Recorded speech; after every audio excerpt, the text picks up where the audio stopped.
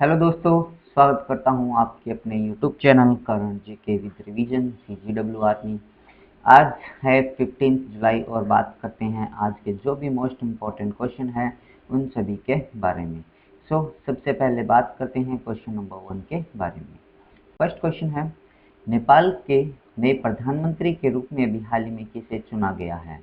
Right answer होगा शेर बहादुर देउबा को इसके लिए नियुक्त किया गया है। ये यहाँ के 5th टाइम जो है प्रधानमंत्री बने हैं। सबसे पहले जो ये यहाँ के प्राइम मिनिस्टर बने थे वो 1995 से बने थे और 1997 का जो ड्यूरेशन था ये यहाँ पर बने हुए थे। फिर बात करते हैं अपने बाकी के जो ऑप्शंस दिए गए हैं उनके बारे में। जैसे अभी अहमद की बात करते हैं तो अभी कुछ समय पहले ही ये इथियोपिया के नए जो प्रधानमंत्री है वो बने हैं और इनका दूसरा कार्यकाल यहाँ पर स्टार्ट हुआ है और 2019 के अंदर नोबेल पीस प्राइज से भी इनको सम्मानित किया जा चुका है। फिर बात करते हैं स्टेफन लोफवेन की, जो कि स्वीडन के नए प्रधानमंत्री अभी बने हैं। इसी तरह से बात करते हैं केपी शर्मा ओली की। शेर बहादुर देउबा जो है केपी शर्मा का स्थान इन्होंने लिया है। फिर अपने बात करते हैं नेपाल का जो कॉन्स्टिट्यूशन है, संविधान है, उसके तहत जो आर्टिकल है 76(5) ए के तहत यहाँ पर कहा जाता है जो मंत्रिमंडल है उसका शीर्ष प्रधान क्या कहलाएगा? प्रधानमंत्री कहलाएगा। फिर बात करते हैं अपने नेक्स्ट क्वेश्चन के बारे में। अभी हाल ही में T20 में 14,000 या 14,000 रन बनाने वाले पहले क्रिकेटर जो है वो कौन बन गए हैं? इसका राइट आंसर होगा यूनिवर्सल बॉस के नाम से जाने वाले क्रिस गेल जो है वो पहले ऐसे पर्सन बन गए हैं जिन्होंने कि T20 के अंदर 14,000 रन सबसे पहले बनाए हैं। फिर बात करते हैं इसी तरह से शेफाली वर्मा के बारे में। ये एक भारतीय महिला क्रिकेटर है जिनको सिक्सर क्वीन के नाम से जाना जाता है और इन्होंने सबसे कम उम्र के अंदर क्रिकेट के जो तीनों फॉर्मेट है T20, ODI और आपका टेस्ट, इन तीनों के अंदर इन्होंने डेब्यू किया है। मिथाली राज की बात करते हैं तो महिलाओं के अंदर सबसे ज़्यादा जो रन बनाने का वर्ल्ड रिकॉर्ड है वो मिथाली राज वर्मा के नाम है। ये एक इंटरनेशनल क्रिकेट के अंदर 1999 से अभी तक कंटिन्यूसली ये खेल रही है। फिर बात करते हैं विराट कोहली के बारे में। विराट कोहली भारत के कैप्टन हैं और इंडियन क्रिकेट टीम के कैप्टन हैं। और इसी तरह से यदि बात करते हैं कि IPL के अंदर अभी तक सबसे ज़्यादा जो रन बनाए गए हैं वो इनके नाम ही है, जो कि 6,000 से अबव इनके द्वारा रन बनाए गए हैं।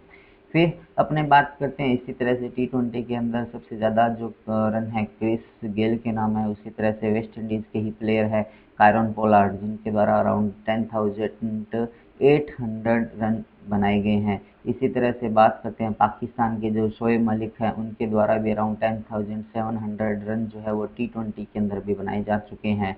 और डेविड वार्नर की बात करते हैं तो अराउंड 10,000 रन इनके नाम है। और इसी तरह से यदि बात करते हैं विराट कोहली भी इसी लिस्ट के अंदर 4th पोजीशन पे है, जो कि अराउंड 9,900 रन जो है इनके नाम अभी रिकॉर्ड है।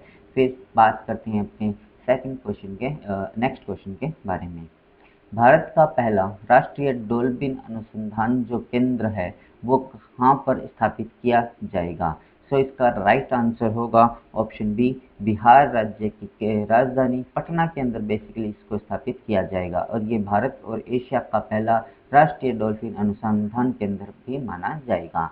अब बात करते हैं अपने जो डॉल्फिन है इसको बेसिकली भारत का राष्ट्रीय जलीय जीव जो है उसके नाम से भी जाना जाता है। अब जो बाकी के ऑप्शंस दिए गए हैं उनकी बात करते हैं। जैसे उत्तर प्रदेश की बात करते हैं तो यहाँ की सरकार के द्वारा जनसंख्या नियंत्रण करने के लिए एक विधेयक जो है उसको प्रस्तावित किया है विधानसभा के अंदर। राजस्थान की बात करते हैं तो यहाँ के मुख्यमंत्री अशोक गहलोत जी के द्वारा जो लाइटिंग स्टॉक होता है उससे डेथ होने वाले पर्सन को 5 लाख रुपए और जो घायल हुए हैं उनको 2 लाख रुपए देने की घोषणा अभी इनके द्वारा की गई है। इसी तरह से बात करते हैं मणिपुर के बारे में। यहाँ की जो पहली पैसेंजर ट्रेन है वो अभी हाल ही में उसका ट्रायल जो है वो यहाँ पर किया जा रहा है।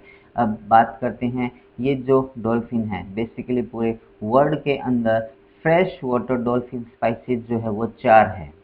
ठीक है। अब यदि बात करते हैं इसी के साथ साथ जैसे एक तो आपका गंगा डॉल्फिन होगी गंगा डॉल्फिन के नाम से जानते हैं, जो कि भारत के अंदर प्रेजेंट है। इसी तरह से चाइना के अंदर जो यांगजी रिवर है वहाँ पर भी ये प्रेजेंट है, और पाकिस्तान की जो सिंधु रिवर है वहाँ पर भी प्रेजेंट है, और अमेजन जो है अमेजन रिवर वहाँ पर भी ये पर्टिकुलर 4 स्पाइसीज जो है वो डॉल्फिन की पाई जाती है, फ्रेश वाटर जिसको अपने कहते हैं।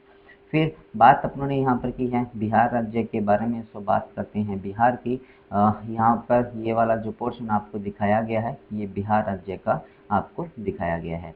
बिहार राज्य के साथ भारत के विभिन्न राज्य जैसे कि आपका वेस्ट बंगाल, झारखंड और उत्तर प्रदेश की जो बाउंड्री है वो इसके साथ टच होती है। इंटरनेशनल बाउंड्री की बात करते हैं तो नेपाल के साथ इसकी बाउंड्री टच होती है। यहाँ की राजधानी पटना है, और मुख्यमंत्री नीतीश कुमार जी, गवर्नर यहाँ के फागू चौहान। फॉर्मेशन जो हुआ 1912 के अंदर हुआ, और मधुबनी पेंटिंग जो है जिसको मैथिली पेंटिंग के नाम से जाना जाता है, ये जो क्वेश्चन आपका रिपीट क्वेश्चन रहता है, इसको आप जो एग्ज़ाम होते हैं वहाँ पर देखने को मिल सकते हैं, आगे भी देखने को मिलेंगे, और जो पहले हुए हैं उनमें भी ये लिखा गया है। फिर बात करते हैं नेशनल पार्क की, सो वाल्मीकि नेशनल पार्क यहाँ पर प्रेजेंट है, और बिहार के अंदर जो कोसी रिवर है उसको बिहार का शोक भी कहा जाता है। यहाँ पर जो मुख्य डांसेस है, एक तो विदिशा और दूसरा जट जाटनी, ये यहाँ के काफ़ी फेमस डांस है जो कि एग्जाम में पूछे जाते हैं। विधानसभा की बात करते हैं तो 243, विधान परिषद की 75, लोकसभा की 39 और राज्यसभा की 16 सीट्स जो है यहाँ पर प्रेजेंट है।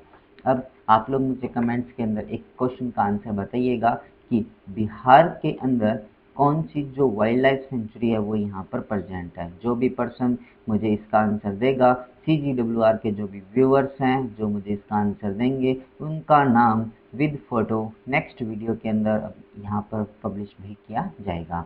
फिर अपने बात करते हैं यहाँ पर करंट न्यूज ऑफ बिहार के बारे में, जिसकी वजह से बिहार अभी चर्चा में रहा था।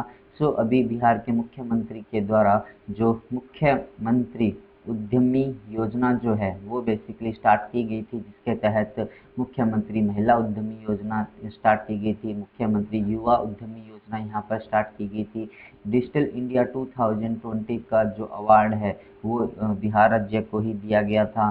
इसी तरह से भारत का दूसरा जो ग्लास ब्रिज है वो अपने राजगिरी के अंदर ओपन किया गया था। कब्रतला यहाँ की जो रामासर साइट का दर्जा उसको मिला था। कोशी रेल महासेतु परियोजना यहाँ पर स्टार्ट की गई थी। घर तक फाइबर योजना जो है वो यहाँ पर चलाई गई थी, और संजीवनी ऐप भी यहाँ पर स्टार्ट किया गया था।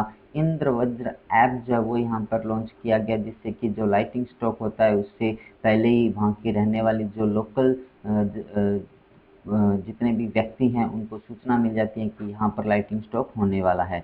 इसी तरह से कोविड-19 के दौरान गरीब कल्याण रोजगार योजना यहाँ पर स्टार्ट की गई। और बात करते हैं भागलपुर के जो जिला है, बिहार के भागलपुर जिले के जंगल में कछुआ पुनर्वास केंद्र भी यहाँ पर ओपन किया जाएगा। फिर बात करते हैं अपने नेक्स्ट क्वेश्चन के बारे में।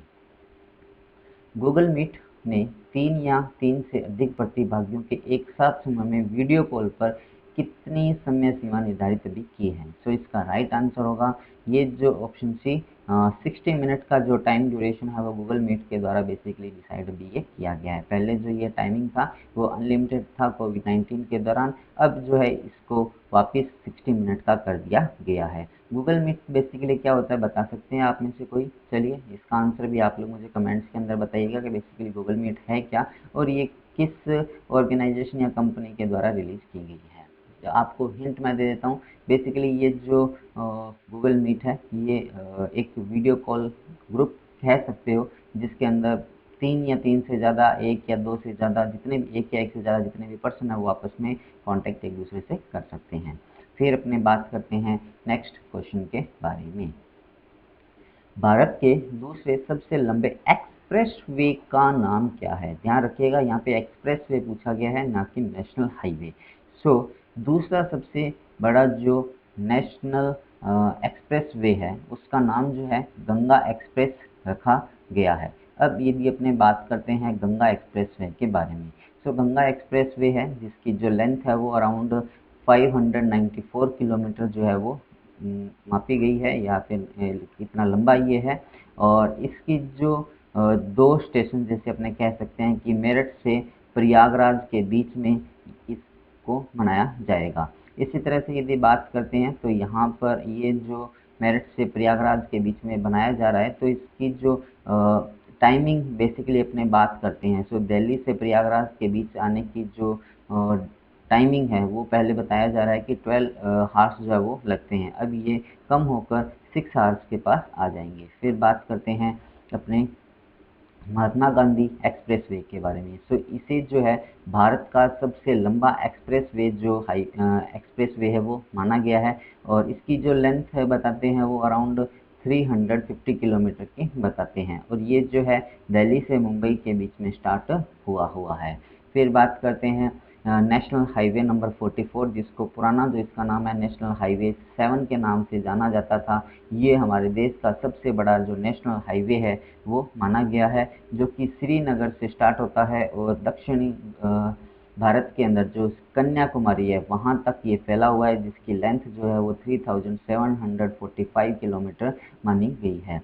फिर बात करते हैं नेशनल हाईवे नंबर 27, जो कि हमारे देश का दूसरा सबसे बड़ा हाईवे माना गया है, जो कि गुजरात के पोरबंदर से स्टार्ट होता है और असम के सिलचर के अंदर ये जाकर समाप्त होता है, और इसकी लेंथ जो है वो 3500 किलोमीटर के आसपास ये मानी गई है। फिर बात करते हैं अपने नेक्स्ट क्वेश्चन के बारे में। किस देश के साथ भारत ने 1.3 अमेरिकी बिलियन जो डॉलर है, बिलियन डॉलर का समझौता जो है वो किया है? तो इसका राइट आंसर होगा भारत सरकार के द्वारा बेसिकली नेपाल कंट्री के साथ में ये समझौता किया गया है। अब बात करते हैं ये समझौता किया क्यों है नेपाल ने। भारत सरकार और नेपाल के बीच जो समझौता हुआ है, इसके तहत लगभग वहाँ पर 679 मेगावाट का एक हाइड्रो पावर प्रोजेक्ट है वो डिजाइन किया जाएगा, जिसका नाम जो है वो अरुण जल विद्युत परियोजना रखा गया है। अरुण हाइड्रो इलेक्ट्रिक परियोजना जो है पावर जो योजना है वो इसका रखा गया है। फिर बात करते हैं ये जो हाइड्रो पावर प्लांट है बेसिकली सतलुज जल निगम विद्युत निगम के द्वारा इसको बनाया जाएगा, और ये नेपाल के शंखु वास्बा और भोजपुर जो जिला है वहाँ पर बेसिकली ये प्रेजेंट है।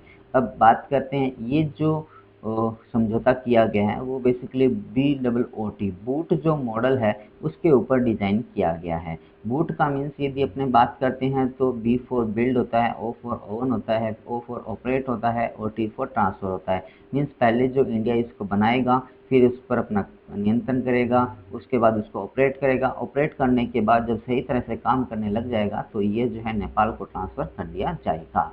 अब यार बात करते हैं अपने बाकी के जो ऑप्शन हैं उनके बारे में। जैसे कि अफ़गानिस्तान की बात करते हैं तो आप लोग मुझे कमेंट्स के अंदर बताएंगे कि अफ़गानिस्तान कंट्री के द्वारा अभी तक इंडिया के द्वारा अफ़गानिस्तान में 2 जो डैम है वो बनाए गए हैं।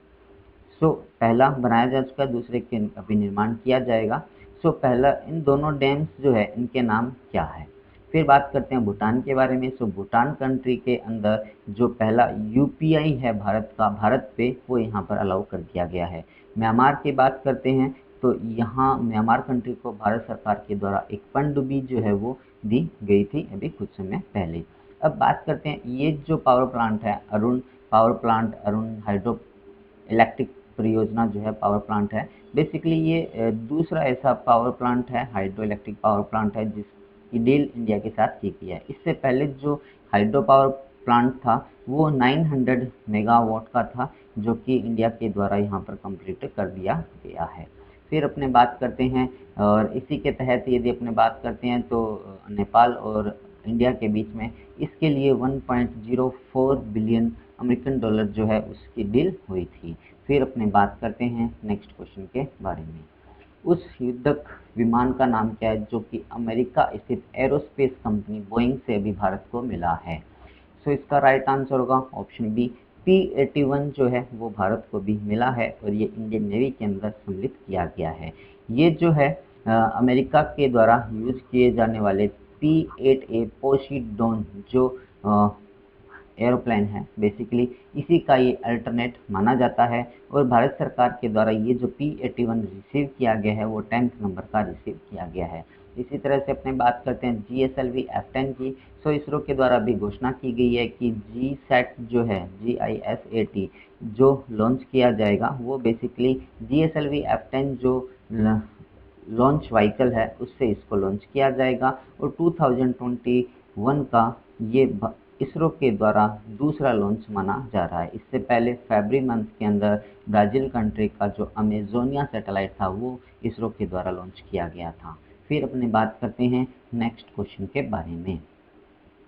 कौन सा देश 2026 के अंदर विश्व बैडमिंटन चैंपियनशिप की मेज़बानी जो है वो करेगा? सो इसका राइट आंसर होगा इंडिया के द्वारा बेसिकली इसका जो आयोजन है वो किया जाएगा। अब बात करते हैं अपने जो बाकी के ऑप्शंस दिए गए हैं उनके बारे में। जैसे कि मलेशिया की बात करते हैं तो मलेशिया के अंदर IBF का जो हेडक्वार्टर है वो प्रेजेंट है कुआलालंपुर में। और यूके की बात करते हैं तो यूके के जो लंदन के अंदर अभी जो विंबलडन हुआ था वो पूरा का पूरा विंबलडन टूर्नामेंट का आयोजन यहाँ पर किया गया था। यूएई की बात करते हैं तो इंटरनेशनल बॉक्सिंग चैंपियनशिप का आयोजन जो कि दिल्ली के अंदर होना था उसको कोविड-19 को देखते हुए यूएई के अंदर ट्रांसफ़र कर दिया गया था और वहाँ पे उसका आयोजन हुआ। और इसी तरह से जो इंडियन प्रीमियर लीग है उसके जो रिमेनिंग मैचेस है उनका आयोजन दिसंबर मंथ से यूएई के अंदर ही किए जाने की घोषणा यहाँ के जो वित्त सचिव है जो सचिव है नॉट वित्त सचिव ओनली जो सचिव है सेक्रेटरी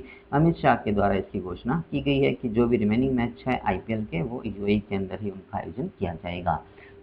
ये था आज का वीडियो। यदि आप लोगों को पसंद आया हो तो आप इसे लाइक कीजिएगा और अपने दोस्तों के साथ इसको शेयर भी आप ज़रूर कीजिएगा। जो भी पर्सन इस चैनल को फर्स्ट टाइम देख रहे हैं चैनल को सब्सक्राइब कीजिएगा और पास में जो बेल आइकन दिया उसको भी आप प्रेस ज़रूर कीजिएगा।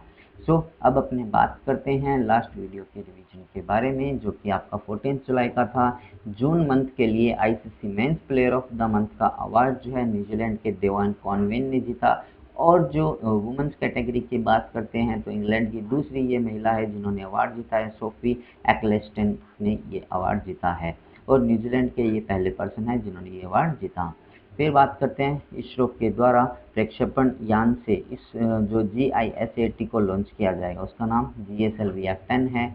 और उत्तर प्रदेश राज्य सरकार के द्वारा जनसंख्या को नियंत्रित करने के लिए विधानसभा के अंदर एक विधेयक जो है वो प्रस्तावित किया गया है। BKF बहरीन केलेरियन समाज जो केरला है बहरीन केरलियन समाज साहित्य पुरस्कार जो है जर्नलिस्ट जो है पत्रकार NN पिल्लाई को भी प्रोवाइड करवाया गया।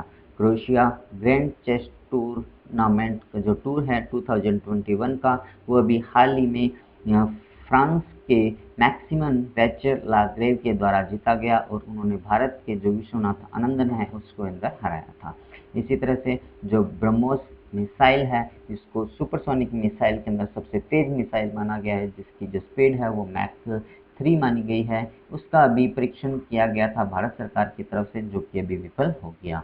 फिर बात करते हैं जम्मू कश्मीर के जो राज्यपाल हैं मनोज सिन्हा जी के द्वारा माई श्रीनगर मोबाइल ऐप जो है वो बेसिकली लॉन्च किया गया। इसी तरह से 2021 के अंदर जो खेलो इंडिया यूथ गेम्स का आयोजन किया जाना था उनको अभी पोस्टपोन करके फैब 2020 के अंदर इनका आयोजन जो है वो किया जाएगा और ये इनका जो आयोजन किया जाएगा वो हरियाणा राज्य के अंदर किया जाना है। फिर अपने बात करते हैं ये था आज का कंप्लीट वीडियो। यदि आप लोगों को पसंद आया हो तो लाइक और शेयर ज़रूर कीजिएगा और इसी के साथ साथ यदि फ़ोटो ऑफ द कैंडिडेट की जगह आप अपना फ़ोटो यहाँ पर देखना चाहते हो तो आप जो भी क्वेश्चन आपसे पूछा गया है उसके आंसर आप लोग मुझे कमेंट्स में ज़रूर बताइएगा। At the last thanks for watching. Thank you so much.